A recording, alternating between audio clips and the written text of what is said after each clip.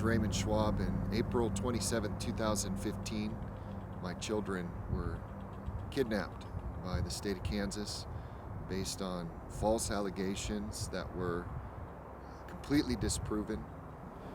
Kansas is so draconian in their cannabis laws. We quit while we were there, and I worked for the federal government, and we thought it was just best to go home. And so I got my job transferred to Denver. We gave our children to some family members, and then they disappeared. No one would tell us anything. They wouldn't tell us the allegations, why our kids were in custody. We thought they were with family, and it really was just an attempt to stop us from leaving the state with our children. People were saying we were going to live on a pot farm, that we were using drugs, that we abandoned our children. All of those things were just hyped up in order that they would take them, and they did. And in a secret hearing, without us represented in any way, they put our kids into state custody, and they've been there ever since. It's been 8 months now. In their investigation, we got paperwork back on the day we had court that they hid from the court, saying their investigation revealed that all of the allegations were unsubstantiated. We called and asked for our kids to come home. They said it didn't matter what the investigation said. We were not getting our children back unless we allowed them to subject us to psychological testing, parenting classes, all sorts of intrusions into our privacy and life, drug testing, and that we had to stop using medical cannabis, even though we are residents of the state of Colorado, not of Kansas.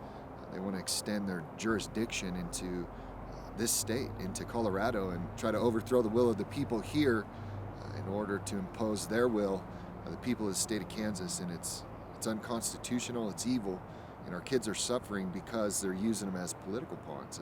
It's simply a matter of that. Well, fortunately, our oldest one, Tyler, was already gone.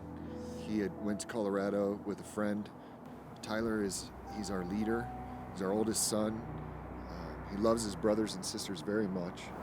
Devin will be 16 at the end of the month on my birthday. We share the same birthday, and we have a lot of birthdays in December, so this is a really hard month for me. His birthday was a very special time for him and I to spend together. Caleb is our mad scientist, but he's just full of energy and life, and he's a good kid. He's a good kid. Abe is a really gentle and loving soul. Loves sports. He does love to be outside and play, and very kind and gentle-hearted. Asher, his name in Hebrew means happy, and that pretty much describes him. He's always smiling, laughing, tumbling. He ninja rolls through every room in the house. He's just full of life and energy. He's always happy. And then our youngest is Eliana. She's our baby.